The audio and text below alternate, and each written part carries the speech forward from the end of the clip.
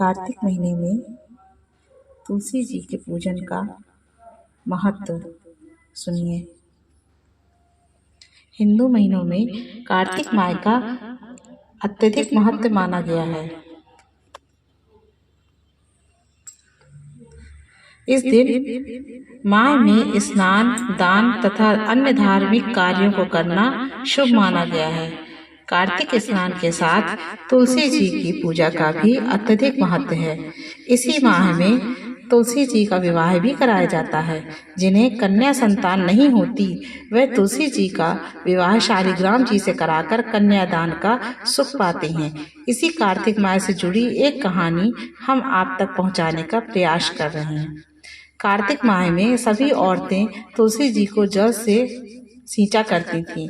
एक बुढ़िया भी थी जो कार्तिक माह में तुलसी को सींचने जाती थी और जब वह जाती तो तुलसी माता से कहती कि हे तुलसी माता, सत्य की दाता, मैं तेरा बिरवा सींचती हूँ। मुझे बहू दे, पीले रंग की धोती दे, मीठा ग्रास दे, बैकुंठ में वास दे, अच्छी मौत दे, चंदन का काठ दे, अच्छा राज दे, खाने को दाल भात दे और 11 के दिन यानी एकादशी के दिन कृष्ण का कांधा दे।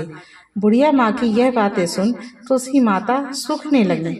तुलसी माता को यूं सूखते देख भगवान ने पूछा कि हे तुलसी, तुम दिन प्रतिदिन क्यों सूखती जा रही हो?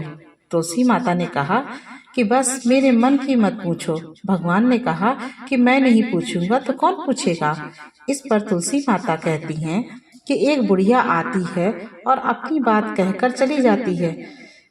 मैं उसकी सभी बातें पूरी कर दूंगी, लेकिन कृष्ण का कांधा कहाँ से लाऊंगी? भगवान कृष्ण बोले कि वह मरेगी तो अपने आप ही कांधा देने आऊंगा। तुम बुढ़िया माई से यह बात कह देना। इसके बाद बुढ़िया मर गई।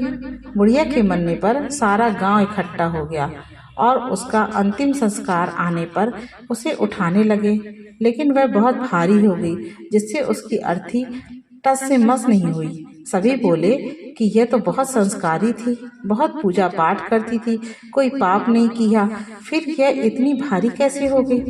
बूढ़े ब्राह्मण के वेश में भगवान आए और कहने लगे कि यह भीड़ कैसी है? तब गांव वाले बोले कि एक बुढ़िया मर गई है और वह इतनी पापिन थी कि उसकी अर्थी नहीं उठ रही है, बहुत भारी हो गई है। भगवान बोले कि मुझे इसके कान में कुछ कहने दो, फिर यह उठ जाएगी। भगवान बुढ़िया के पास गए और उसके कान में कहा कि माई, तू अपने मन की कर ले, पीताम्बर की धोती ले, मीठा ग्रास ले, बैकुंठ में वास ले, चटक की चाल ले, चंदन का काठ ले, झालर की झंकार ले, दाल भात को जी और कृष्ण का कंधा ले। भगवान की सभी बातें सुनकर बुढ़िया हल्की हो गई। भगवान अपने कंधे पर उसे ले गए। बुढ़िया को मुक्ति मिल गई और वह बैकुंठ को चली गई। हे तुलसी माता, जैसे आपने उस बुढ़िया माई की मुक्ति की वैसे सभी की करना। जैसे भगवान ने उसे कांधा दिया हमें भी देना। जय तुलसी माता की।